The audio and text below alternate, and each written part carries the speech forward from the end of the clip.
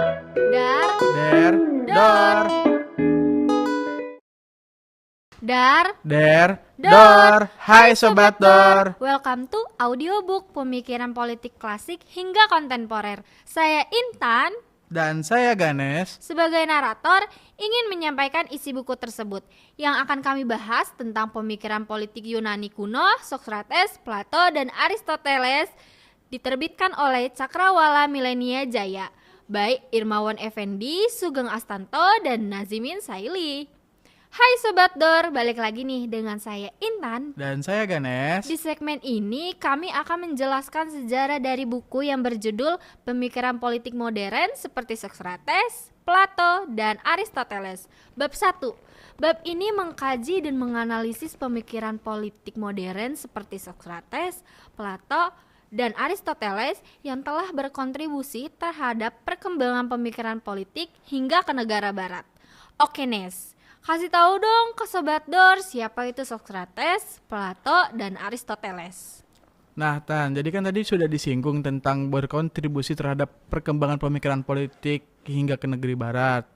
Menurut buku yang saya baca di buku Penguasaan Pemikiran Politik Modern, di mana beberapa pemikir Yunani kuno seperti Sokrates telah diwariskan oleh negeri barat, yang dimana itu dapat mengubah kebudayaan barat yang feodal, pemujaan akal manusia, dan budaya dialog, dan setiap ada masalah dalam kehidupan diselesaikan secara bersama, diselesaikan secara damai, bukan secara kekerasan. Setelah wafatnya Sokrates, dia tidak dapat mewariskan ilmu yang berupa karya tulis dan karya lainnya Tan, yang dapat dipublikasikan terhadap khalayak. Nah Tan, tapi ada muridnya Sokrates yang bernama Plato, di mana Plato adalah murid yang memiliki kesetiaan terhadap gurunya yaitu Sokrates. Dia juga merupakan pemikir yang terlahir karena hasil didikan Sokrates Tan. Bentuk pengabdian untuk gurunya yaitu dengan menuliskan kembali buah karya gurunya. Nah terus kecintaannya dan kesetiaan muridnya terhadap gurunya menimbulkan keinginan yang kuat dan meneruskan pemikiran Sokrates.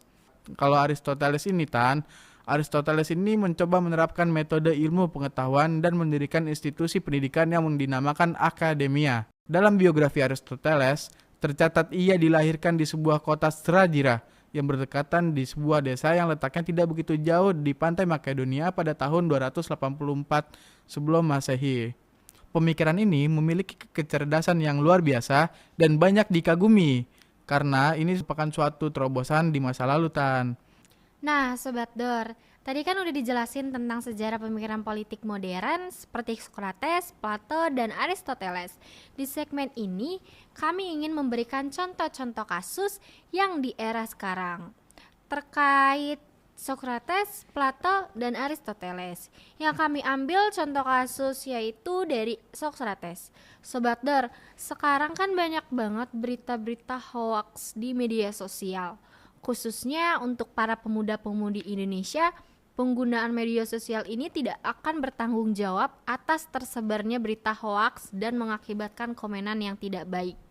Sobat Dor, sebagai penerus Indonesia yang akan datang, harus bijak untuk menyaring berita-berita apakah berita tersebut hoaks atau tidak. Dan apa sih hubungannya dengan teori dari Sokrates ini? Sokrates menekankan pentingnya dialog dan pemikiran kritis. Dia percaya bahwa orang yang mempertanyakan keyakinan mereka sendiri dan mencari kebenaran melalui pertukaran ide dalam konteks media sosial, pemikiran ini dapat diterapkan dengan mendorong penggunaan untuk memverifikasi informasi sebelum membagikannya dan terlibat dalam diskusi yang sopan dengan orang lain yang memiliki pandangan yang berbeda.